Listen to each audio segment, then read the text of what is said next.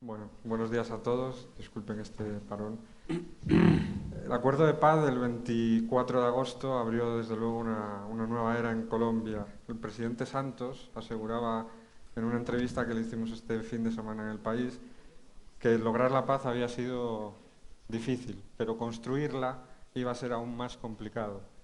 Y a la hora de hablar de desafíos, creo que el primero está claro que es el próximo 2 de octubre, por lo que quería empezar con el doctor de la calle y preguntarle algo que, bueno, si en 4 años ha costado tanto hacer llegar el acuerdo, hacerlo entender, ¿cómo hacer ver en 4 semanas que la mejor paz posible, que es el mejor acuerdo posible? A mí me gustó mucho el enfoque de Diana. Dijo, trasladémonos al 2017. Entonces yo voy a utilizar también la ficción. Y subrayo, esto es ficción. Gana el no. Va a ganar el sí, pero ficción. Gana el no. Entonces se dice que lo que hay es que renegociar. A ver, ¿qué quiere decir eso? Entonces, lo primero que pasa es que la misión del Consejo de Seguridad de Naciones Unidas, que tiene un tiempo limitado y que se basa en un cese de fuego bilateral y definitivo, dirá, yo me voy de Colombia. Los hechos derogan esa misión de verificación. Queda el cese de fuego en las mismas condiciones anteriores a la intervención de Naciones Unidas, es decir, sujeto a las vicisitudes de lo que venía ocurriendo antes del acuerdo final, con las posibilidades inmensas. No es una amenaza. Uno habla de esto y dice, no, usted está amenazando. No, no es una amenaza, pero es una realidad. Yo tengo aquí lo que ha ocurrido durante los 4 años de las conversaciones. Y está claro, dicho por CERAC, que es una voz independiente, que el nivel de confrontación militar después de las medidas de desescalamiento prácticamente llegó a cero. Pero hubo dos momentos de ruptura de ese cese unilateral, y aquí están las cifras. La confrontación militar subió en un 300%, y luego el daño ecológico fue brutal, lo que pasó en el sur del país. Luego, ¿qué es renegociar? Entonces hay que decirle a las FARC, nos volvemos a sentar, volvemos a Cuba, ¿qué pasa con el cese del fuego? Y alguien puede imaginar que las FARC digan, hombre, yo he reflexionado, yo me pido para irme a la cárcel. Ahora sí vamos a renegociar. Quiero irme para la cárcel. Realmente, hombre, ¿de qué estamos hablando? ¿Va a ocurrir eso? Y además yo no quiero ir al Congreso. Yo no quiero participación política. Yo me voy a quedar por allá en los PEDETs, en los planes de desarrollo territorial. El fracaso del no destruye incluso el entorno internacional de apoyo al proceso de paz. Genera una ola de pesimismo brutal. Incertidumbre. Esto es una extensión de la incertidumbre. Lo que yo quiero transmitir es el acuerdo, que es el mejor acuerdo posible, con todos sus defectos. Es lo que hay. Los colombianos tenemos que decidir el 2 de octubre qué queremos.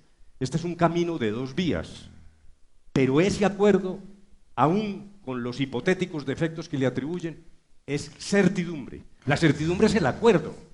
La certidumbre no es la renegociación. ¿Cuánto? 4, 6 años más de conversaciones en La Habana o en Oslo, ¿dónde?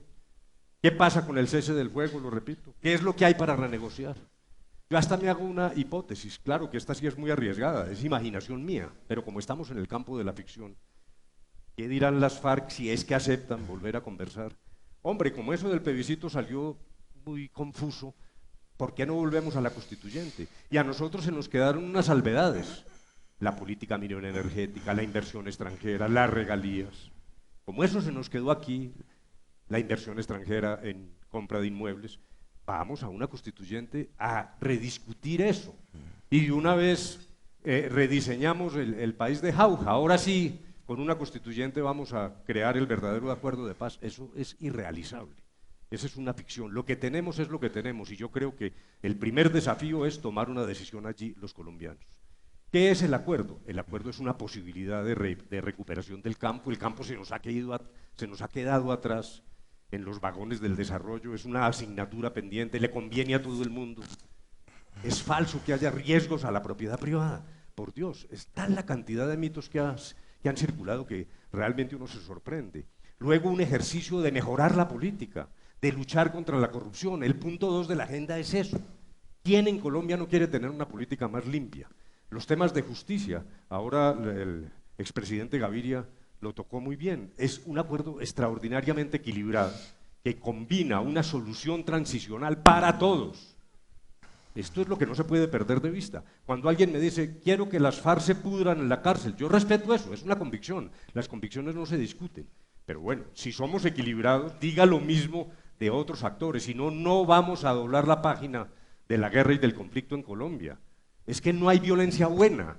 Lo que tenemos que llevarle a la sociedad colombiana es la idea de que la única fuerza válida es la fuerza democrática de un Estado legítimo. Son todas las violencias las que tenemos que enterrar y por eso la justicia transicional es solución para todos. Luego, francamente, me parece que el camino está servido, es una oportunidad. Yo realmente creo que ahí hay un camino para Colombia que no se limita solo a silenciar los fusiles. Esa es una paz chiquita. Nosotros no estamos pensando en una paz chiquita, es una oportunidad de una paz grande, que se va a demorar una década probablemente, en la que todos los colombianos tendremos que poner nuestro grano de arena. Yo termino sobre todo pidiéndole a Javier que oigamos a Marta Lucía, porque es que me parece que este es el momento de la voz de las víctimas. Y termino solo mirando aquí al presidente Belisario Betancur. Yo recuerdo su campaña. Su campaña decía, sí se puede. Yo creo que sí se puede, presidente.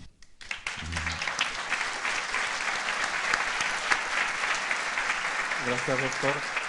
Efectivamente, con nosotros está Marta Luz Amorocho. Marta Luz perdió a su hijo en el salvaje atentado de 2003. Uno de los acuerdos más criticados, más lo hablaba el doctor de la Calle, era el tema de la Jurisdicción Especial para la Paz, que ha pactado que ningún actor del conflicto acabará entre rejas siempre y cuando aporte verdad sobre los crímenes cometidos. A mí me gustaría saber su versión, su visión. ¿Qué espera usted de ese tribunal especial y cuánta verdad se necesita para reparar a una víctima? Aprendí muy chiquita, en mi casa, que cada derecho implica una obligación, que el derecho mío llega hasta donde me encuentro con el derecho de los demás y que en la medida en que yo me respeto, puedo respetar al otro. El ir a La Habana, y yo no entendía si el conflicto es entre las FARC y el Estado, ¿qué hacen los otros 20 aquí? ¿Qué pitos tocan? Después de compartir los 2 días con ellos y de luego encontrarme con todas las delegaciones, me hizo entender a qué íbamos. Resulta que las víctimas no escogemos victimario. Resulta que el hijo mío no vale más que el de la guerrillera. Resulta que mi dolor no es más fuerte ni más válido. Y resulta también que por ser de aquí o de allá no tengo derecho a delinquir. Entonces, como lo dije en La Habana, la verdad es indispensable. Sin verdad no hay justicia. Sin verdad no hay reparación. Sin verdad no hay garantía de no repetición. Tenemos la gallardía, los calzones suficientes para entender que la verdad no es la mía, sino que es la verdad de todos. Es de esa condición de ser humano, de esa integridad, de esa dignidad, de donde podemos partir y a lo que tenemos que apelar. Nosotros los colombianos, no hay uno de los colombianos vivos que pueda decir quiero volver a la paz. Llevamos 500 años matándonos. ¿Nos ha servido? Los métodos violentos no entregan nada y nadie tiene el permiso para ejercerlos. La justicia transicional y las penas simbólicas son simbólicas porque la reparación es simbólica. A mí nadie ni nada me va a devolver un abrazo, uno solo, de mi hijo. el tiempo pasa y uno olvida, no es verdad. La ausencia se hace más grande y la necesidad de pronto también. Entonces, no hay cómo olvidar, no hay cómo decir que no pasó, pero esa es una circunstancia y la vida la da para ver qué tanto soy capaz de hacer yo por mí, qué quiero de mí, qué le quiero dejar a mi hijo. Y yo digo, soy una mujer de fe y una mujer bendecida.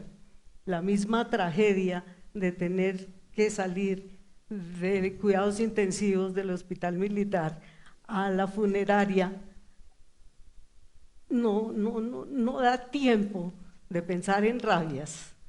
Tuve la bendición de entender que lo que yo hacía, lo que yo decía, tenía que ser coherente con lo que pensaba y mostraba, porque era el único piso, la única compañía que le quedaba a Juan Carlos. Entonces, obré en consecuencia. Y es lo que pretendo, porque es lo que merecen las generaciones que vienen. Es muy fácil decir, esto está horrible, aquí no pasa nada bueno, todos son unos desgraciados, yo me voy de este país. Muy fácil. ¿Cuántos se pueden ir? ¿Cuántos se tienen que quedar? ¿Y qué estoy dejando ahí? Entonces yo creo que es hora de despersonalizar el evento de cada uno, muchísimo más el que no ha sufrido. Es inadmisible que haya tanto rencor, tanto duelo no resuelto. Yo trabajo pues, a raíz de todo esto con duelo y me doy cuenta, hay tanto duelo no resuelto, duelo personal, que yo mando al general. Y resulta que también aprendí que el mundo no nació ni para consentirme ni para perseguirme. Yo vine al mundo a mejorar como persona y a dejar lo mejor de lo que lo encontré. Es mi legado, mi legado para Juan Carlos, pero es mi forma de honrar la muerte de Alejandro. La muerte de Alejandro tiene que servir para algo. Y ese algo es que ninguna mamá entierre un hijo más por la violencia.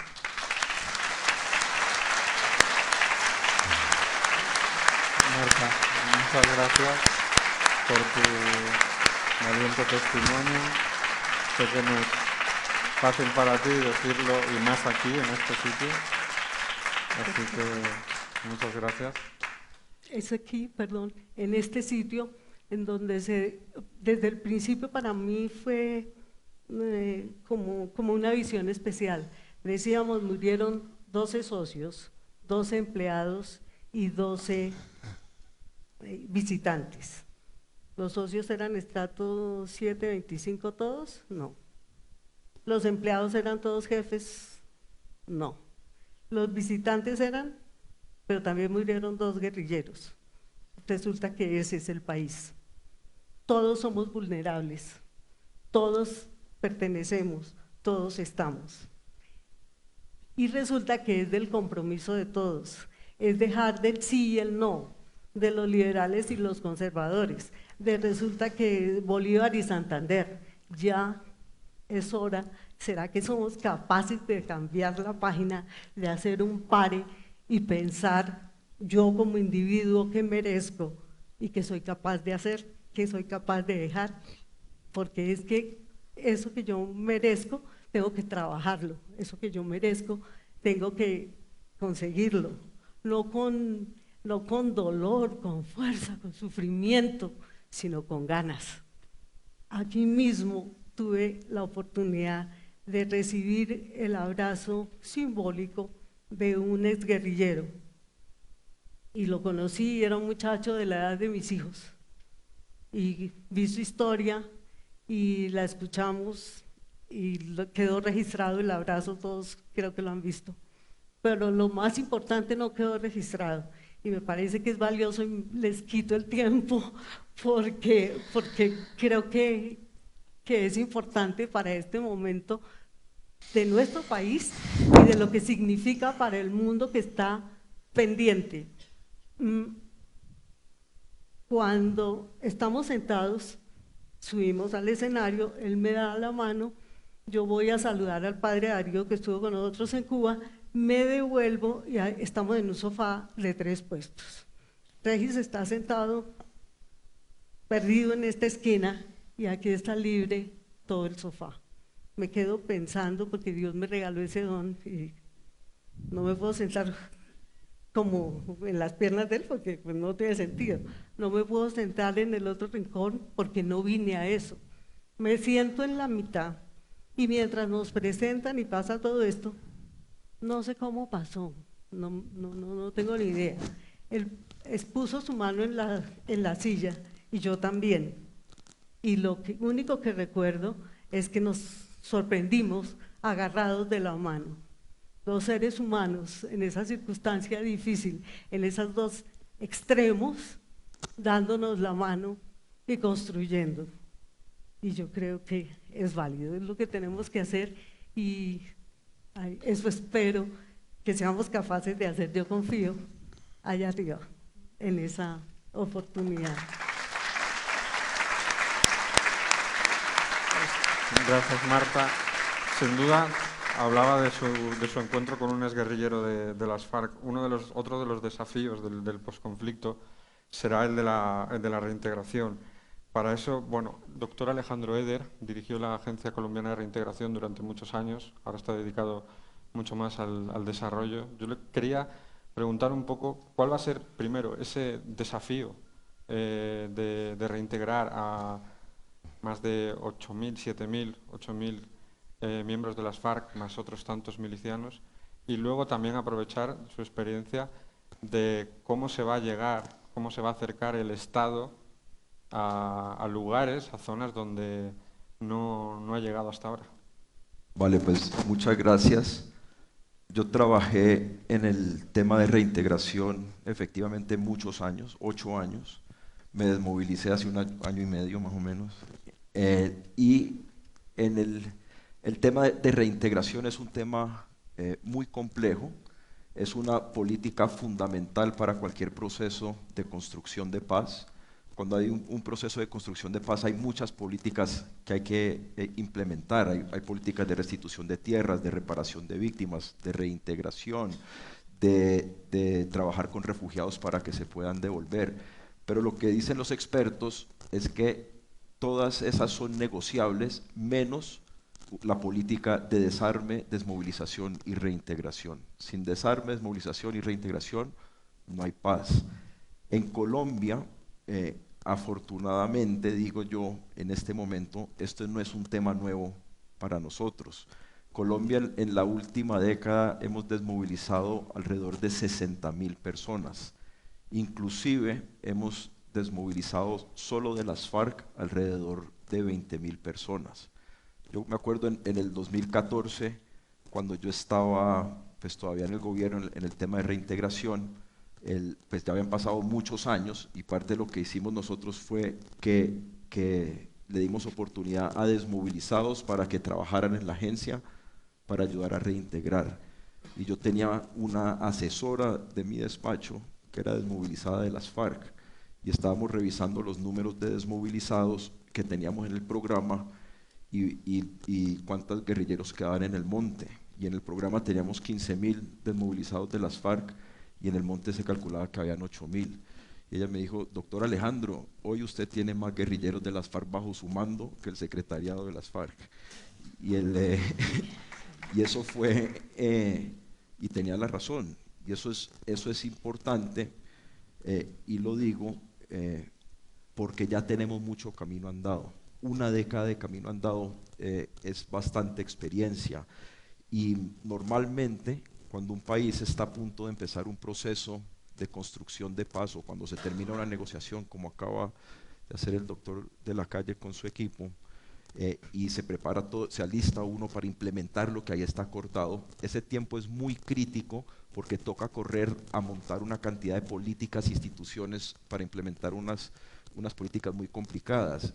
En este caso, en Colombia, ya tenemos la ventaja que hay un proceso de reintegración, o por lo menos hay un conocimiento, hay un proceso de unidad de víctimas, hay memoria histórica. Es decir, yo lo que creo, lo que estoy tratando de decir con esto, es que yo no creo que ese va a ser el gran reto de la construcción de paz en Colombia. Yo creo que va a ser un reto importante. Vamos a tener que reintegrar a los desmovilizados de las FARC, que van a ser alrededor de 15 o 20.000, calculo yo. Vamos a tener que reparar las víctimas, construir la memoria histórica, etcétera. Pero vamos a tener que empezar a hacer algo en Colombia también que no hemos hecho, por lo menos en mi vida, y es pensar en el futuro, pensar en verdad cómo vamos a desarrollar este país, pensar que el principal reto de Colombia no va a ser más cómo derrotar a la insurgencia o cómo derrotar al narcoterrorismo o cómo acabar con la violencia, sino pensar en verdad cómo, ni siquiera cómo vamos a acabar con la pobreza, es cómo vamos a desarrollar el país, que Colombia dé el salto sustancial pues para ser un país desarrollado. Colombia hoy es un país de ingreso medio alto, lo cual quiere decir que no estamos tan lejos de ser pues, un país con indicadores de un país verdaderamente desarrollado. Yo creo que lo más importante de este momento histórico que estamos viviendo es que nos permite soñar en ese sentido. Creo que es fundamental que en Colombia no perdamos la importancia histórica de este momento. A pesar de lo que piensa mucha gente en la opinión pública, esto no puede seguir siendo visto como un problema político entre el presidente Santos y el expresidente Uribe. Esto es algo mucho más grande que eso, esto es algo que nos va a afectar a cada uno de nosotros y es algo que nos va a cambiar la vida sustancialmente. Aquí todos hemos sido víctimas de las FARC, por lo menos yo también me considero víctima de las FARC. Asesinaron a mi abuelo, secuestraron a bastantes familiares míos. Me tocó irme del país, no solo por las guerrillas de las FARC, sino por varias guerrillas durante más de 20 años. Y hoy pues estos años tuve la fortuna de venir aquí a ayudar a trabajar por la paz de mi país. Hoy yo sentí mucha alegría cuando vi la lectura del comunicado, doctor de la Calle, ustedes desde La Habana, porque para mí eso fue el fin de las FARC. Con esto se acabaron las FARC, por lo menos en aras de la paz digo, se acabaron como organización terrorista, criminal y violenta. Y eso es algo que es muy importante para Colombia y eso pues para mí es un motivo de gran celebración. Gracias, Juan. También, sin duda, se ha llegado después de 52 años a un acuerdo con las FARC, pero quedan muchos focos de violencia todavía en el país. Está el ELN, está el Clan Úsuga, neoparamilitares, BACRIM, como las queramos llamar. Quería preguntarle a Héctor Riveros, por su experiencia y de cara mirando al posconflicto, ¿cómo se debe actuar para tratar de evitar que los territorios donde tradicionalmente han estado las FARC lo ocupen otros grupos armados? Ok, bueno, muchas gracias a los organizadores por la invitación. A ver, yo creo que pues, yo formo parte de un grupo de personas con las que hemos venido desde hace algún tiempo tratando de hacer un documento en el que se conceptualice el posconflicto. El posconflicto, que es una palabra que en Colombia se está usando sin que estemos muy seguros de que todos le estamos dando la misma connotación. Pero a la pregunta de qué es el posconflicto, pues nosotros hemos llegado a una conclusión, a mi modo de ver, elemental, pero que resulta crucial ponerse de acuerdo, que el posconflicto en Colombia es generar las condiciones para que no se repitan los ciclos de violencia. Y ahí es donde, digamos, me parece que está la nuez de la cuestión, que entre otras cosas es lo que justifica con sobradas razones pues el acuerdo que logró el doctor Humberto de la Calle y su equipo en La Habana, pero por supuesto también, a mi modo de ver, la participación y el apoyo masivo de los ciudadanos en el plebiscito del 2 de octubre, porque aquí estamos hablando como si ya estuviéramos en el 3 de octubre en el campo de la ficción que nos planteaba el doctor de la Calle, pero estamos en la realidad. En el 2 de octubre todavía tenemos un desafío y enorme en el que hay que meterle un montón de sís, no solamente para ganar, sino para generar un ambiente de legitimidad que sea el que nos abra la puerta. Pero para no meterme, digamos, en la discusión propia del plebiscito, sino más adelante, digo, generar las condiciones para que los ciclos de violencia no se repitan en Colombia, pues implica hacer muchas cosas, pero tratando de sistematizar todo lo que habría que hacer, yo diría que hay como 3 conjuntos de cosas que hay que hacer. Una, por supuesto, cumplir el acuerdo. El acuerdo de La Habana es una cosa que tiene que ser un compromiso de toda la sociedad colombiana de construir colectivamente, porque ahí, como se ha dicho, por supuesto que hay unas condiciones para permitir la reintegración de los miembros de las FARC, pero también hay un montón de temas de agenda pública que incluso si hubiésemos sido quizá más responsables en la sociedad colombiana, hemos debido haberlas adoptado e implementado mucho antes para no tener la sociedad tan desigual que tenemos. Cumplir el acuerdo es un conjunto. El otro conjunto es, por supuesto, reparar y reconciliar, que es pues toda una tarea enorme que hay que hacer en estos casos. Pero hay un tercer conjunto en el que yo quisiera centrarme un par de minutos, que es hay que construir Estado y ciudadanía. Cuando se miran los ejemplos, digamos, comparados de lo que ha pasado en otras partes en materia de posconflicto, se menciona mucho El Salvador, por ejemplo, y es claro que en Centroamérica hubo, a mi modo de ver, un déficit de construcción de ciudadanía para hacer verdaderamente una paz estable y duradera. Y ahí yo mencionaría uno de los varios elementos en los que hay que trabajar, pero uno que me parece que desafortunadamente queda un poco en un segundo plano y a mi modo de ver es absolutamente primordial, que es, y además es básico, pues en un Estado democrático, garantizar el imperio de la ley. En Colombia no tenemos ni la capacidad institucional, ni la disposición de los ciudadanos para respetar un mínimo de reglas formales e informales básicas que son las que garantizan la convivencia en una sociedad. Y yo sí creo que no deberíamos solamente quedarnos en el foco del tema de las condiciones materiales, llamémoslo así, de la paz y de cambiar las condiciones del campo, etcétera, todo lo cual hay que hacer.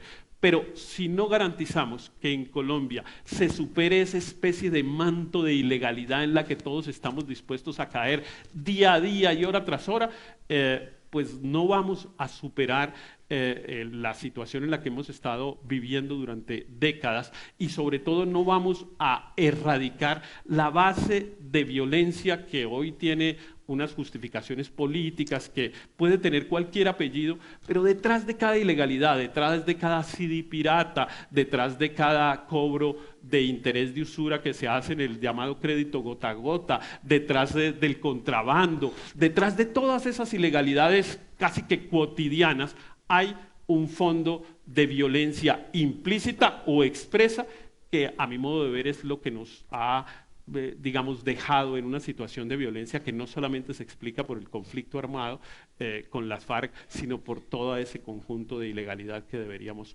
aprovechar esta oportunidad para superar. Gracias. Doctor,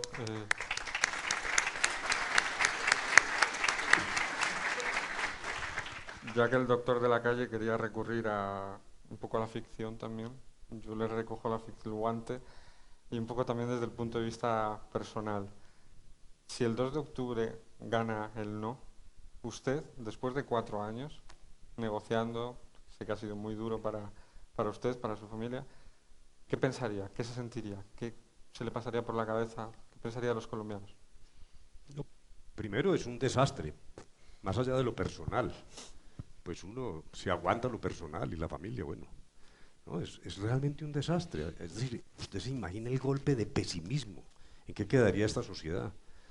Nosotros, pues claro, maltrechos, el propio gobierno, hasta la dirigencia de las FARC, ojo con eso, porque es que la oportunidad de negociar es esta. Yo quiero darle un consejo a la clase dirigente. Bueno, consejos no se dan si no se piden, ¿no? Entonces, una opinión, después de estar 4 años todos los días con estos caballeros allá, yo sí quiero decir aquí, invitarlos en ese camino ya no de la ficción, sino de la imaginación, que pensemos un poco más adelante. Es que esta no es una discusión sobre los gobiernos pasados, ese es un error, esta es una discusión sobre el futuro. ¿Qué ha pasado en Colombia? 11 millones de colombianos han ingresado a la clase media, particularmente en el mundo urbano. Primer desafío es evitar que se devuelvan. Entonces ahí hay ya un enorme esfuerzo que demanda políticas, demanda fiscalidad, esa es la realidad que tenemos ahora. Pero eso genera una cierta carga también aspiracional, con un riesgo de frustración, de frustraciones urbanas, de insatisfacciones urbanas. Pensemos eso en 10 años. El problema en 10 años no es, dijéramos, una guerrilla concentrada en la periferia de Colombia. Es que vamos a tener en los grandes centros urbanos masas no organizadas probablemente, pero insatisfechas. Y eso genera para el Estado un enorme desafío, que se superpone a la inequidad a la que se refirió Héctor Riveros. Es que estamos montados en una realidad de inequidad. En el piso de aquí arriba, exactamente aquí, el presidente de un banco me dijo: oiga, hombre, ¿y usted por qué se metió en ese embeleco de La Paz? Yo realmente quedé fulminado. El embeleco de La Paz, claro, se dice fácil tomando whisky en un club social en Bogotá, ¿no? Pero lo que tenemos entonces un problema de inequidad ya, que tenemos que resolver, y tenemos un problema sobreviniente de una masa urbana creciente insatisfecha. Clase dirigente colombiana, aprovechen la oportunidad, hombre, ese es el negocio completo. Por lo menos evitemos la mezcla de política y armas. Las FARC van a venir, claro, ideológicamente duras. El ejercicio de La Habana no era para nosotros convencerlos sobre las bondades del capitalismo, ni ellos sobre las bondades del socialismo, de eso no se trataba. Se trataba de evitar el uso de las armas en la política. Aquí lo que se viene, yo creo, es una política más ideológica, probablemente más dura. También nos va a obligar a los partidos. Si aquí no tomamos la cosa en serio, este no es un problema de clientelismo. Aquí también hay un desafío para que los partidos se modernicen, hagan su reingeniería y asuman esos retos. Pero este es el momento. A mí me parecería realmente un desastre nacional que permitamos una zona de incertidumbre, la ilusión de que podemos renegociar en mejores condiciones, cuando lo que necesitamos es aprestarnos para una fase de conflicto. El conflicto existe sin las FARC. Ese es otro error. Desde acá, desde la vida urbana, se dice: no, usted extermina las FARC, como dice el presidente Gaviria, y se acabó el conflicto. No, aquí tenemos conflictos y vamos a tener nuevos conflictos, conflictos urbanos que tenemos que afrontar sin armas. Esa es la gran oportunidad, es realmente lo que yo veo en el futuro inmediato. Ese es un gran negocio el que podemos hacer el 2 de octubre. ¿Por qué cree que ha sido tan complicado? ¿Por qué les ha sido tan difícil aterrizar los acuerdos a la vida urbana? Bueno, yo creo que hay varios temas. Primero, una enorme degradación del conflicto. En el año 91, siendo ministro del presidente Gaviria, cuando dimos el paso el acuerdo con el M-19 y otros 3 grupos, yo tengo el recuerdo de que había casi un consenso, por ejemplo, sobre la intervención en política de la guerrilla. Realmente muy pocas voces se opusieron. Recuerdo el senador Polanía, una voz solitaria en el Senado, y siempre no queremos una amnistía. Hubo realmente un apoyo enorme para ese paso que se dio en ese momento. ¿Qué ha pasado de aquí a allá? De allá a acá, perdón, una gran degradación del conflicto, la mezcla con el narcotráfico, el abuso inhumano, inenarrable del secuestro, que claro que tenemos que condenar. A La Habana no fuimos a darle la bendición a las FARC, continuamos condenando lo que ha ocurrido, pero no solo de las FARC, porque es que esa sí no es la manera de hacer la paz. Repito, aquí hay otros responsables que también tienen que afrontar sus culpas y sus responsabilidades. Entonces, primero, una enorme degradación del conflicto que se fue moviendo hacia un encono explicable. Yo entiendo perfectamente que haya personas que digan: yo creo que no se debió hablar con esos señores. Muy bien, pero ¿qué es lo que sigue? Los cálculos que ha hecho el expresidente Gaviria sobre el gasto militar, lo que seguiría en términos de buscar la extirpación de las FARC, más allá del problema ético del exterminio de unos ciudadanos que son portadores de derechos también, así hayan cometido todos los graves crímenes que han cometido.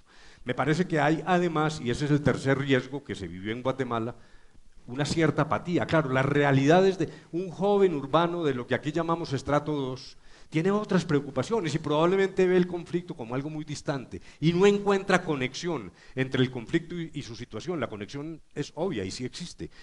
ese niño sale para su colegio, lo matan para robarle un celular. Es probable que ese asesino sea el hijo de un desadaptado del campo que en un proceso de desocupación del campo y de invasión de los cinturones de miseria de las ciudades termine trayendo su violencia originaria a la ciudad. Luego, no hay tal que esta es una cosa lejana por allá, esta es una cosa real, esa violencia se traslada aquí y tenemos que afrontarla toda. Y el gran sentimiento de los colombianos hoy, que es el de la seguridad ciudadana, precisamente se puede nutrir de los recursos que nos van a permitir concentrarnos en la seguridad urbana, en las BACRIM, y en el ELN si no entra en unas conversaciones razonables para lograr también el fin de esa confrontación. Luego me parece que lo que hay es degradación del conflicto, un cierto grado de apatía que es el que hay que vencer. En Guatemala solo acudió el 20% de los ciudadanos al referendo y ganó el no.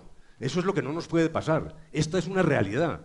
Tenemos un país inequitativo, tenemos violencia. La vieja violencia del campo afecta a la seguridad ciudadana.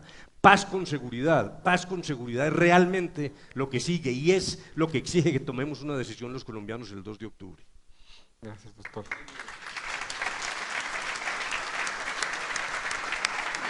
Quería prácticamente casi cerrar este panel con Marta Luz. El presidente Santos decía en la entrevista que le hizo el domingo, y lo ha repetido en muchas ocasiones, que para él las víctimas han sido la gran lección de todo este proceso, que han sido las más dispuestas a perdonar, que han sido las más dispuestas a mirar hacia adelante.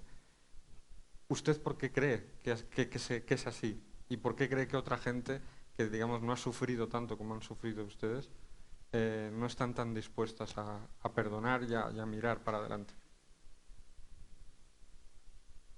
Porque es muy fácil mirar la paja en el ojo ajeno y de dejar de ver la viga en el ojo propio. Entonces nosotros estamos acostumbrados a que el niño gateando se golpea y tonta mesa que le pegó al niño. En cambio de decirle mi amor, resulta que las mesas tienen puntas y resulta que existen para bien de todos. Entonces mira cómo trabajas al lado de las mesas. Entonces vivimos de echarle la culpa al otro y de esperar que todo se mejore. En Bogotá decimos un papel más, un papel menos, no se nota. Cuando esté limpio, entonces yo no voto el mío. Si cada uno recoge el suyo, estamos adelantando, pero esa es la parte que no tenemos y a eso es a lo que yo creo que tenemos que trabajar. No es sí o no, es cómo me comprometo, es cuánto pongo, es cómo enseño a los que vienen. Y no enseño de cantaleta, sino enseño de ejemplo, de vivencia.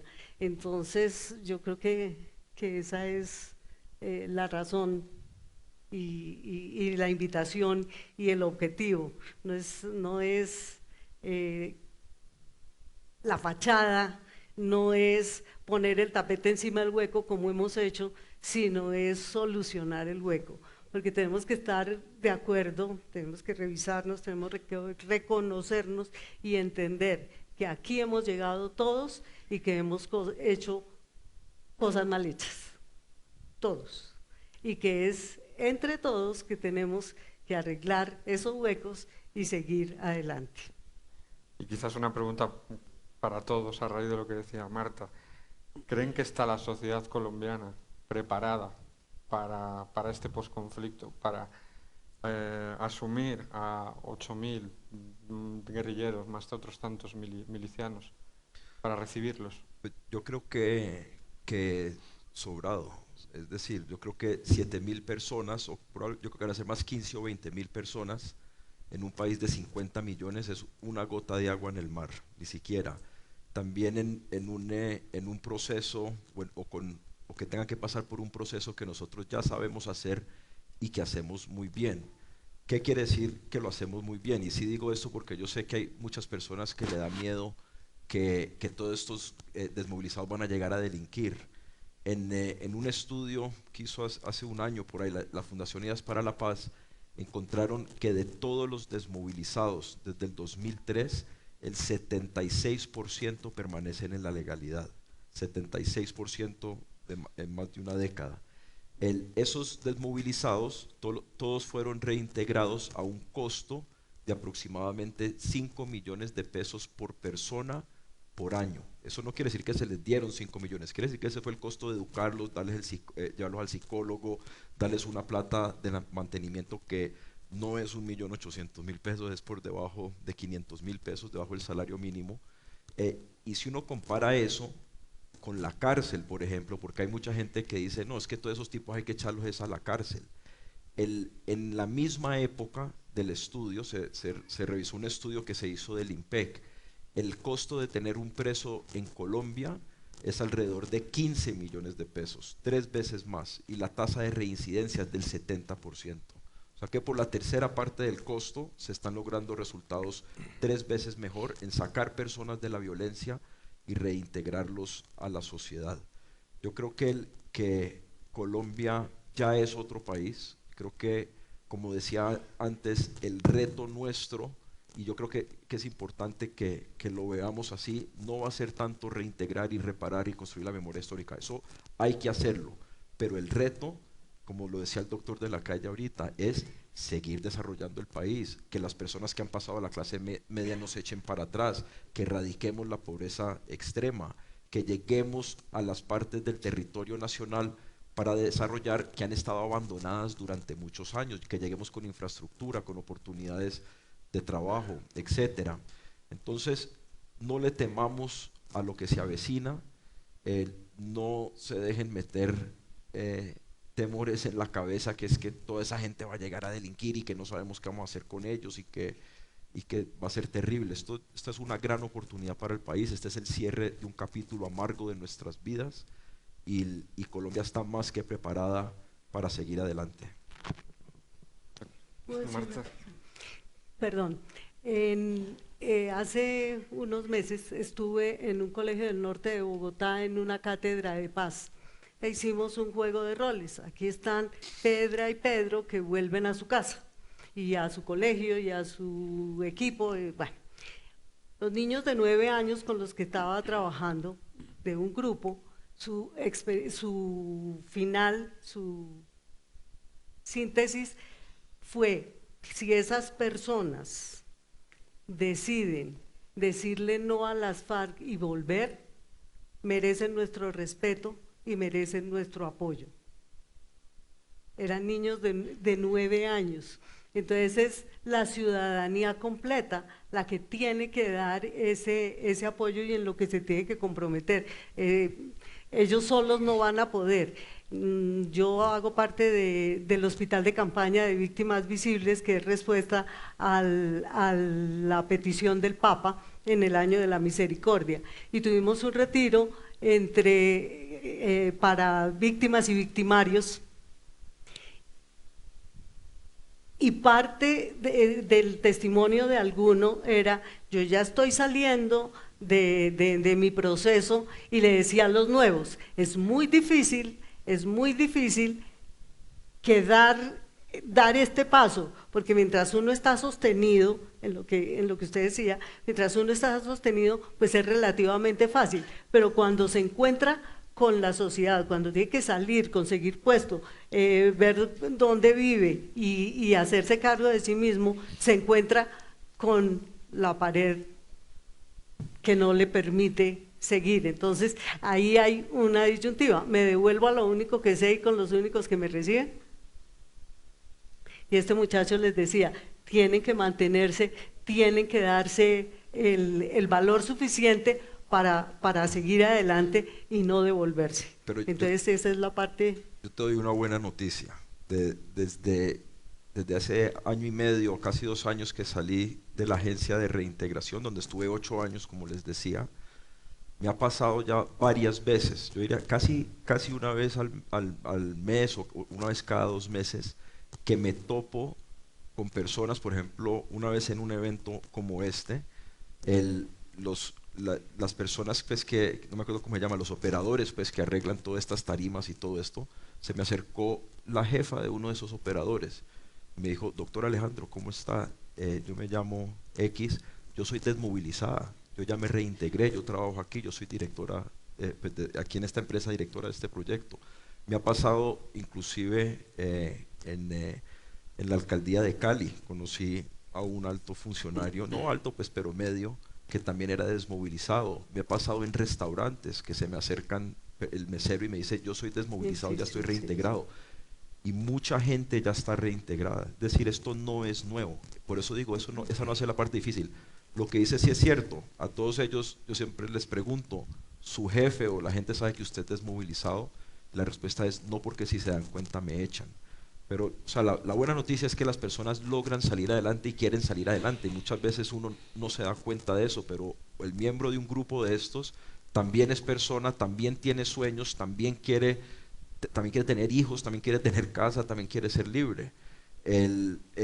Lo triste es que la sociedad no los acepta, pero si aunque sea les damos las herramientas para que puedan salir adelante, lo único que yo les sugeriría a las personas en este cuarto es si algún día se topan con una persona que es reintegrada, en vez de rechazar a esa persona, denle las gracias, interésense por esa persona, muchas gracias por el paso que dio, muchas gracias por estar desde el lado, bienvenido de vuelta.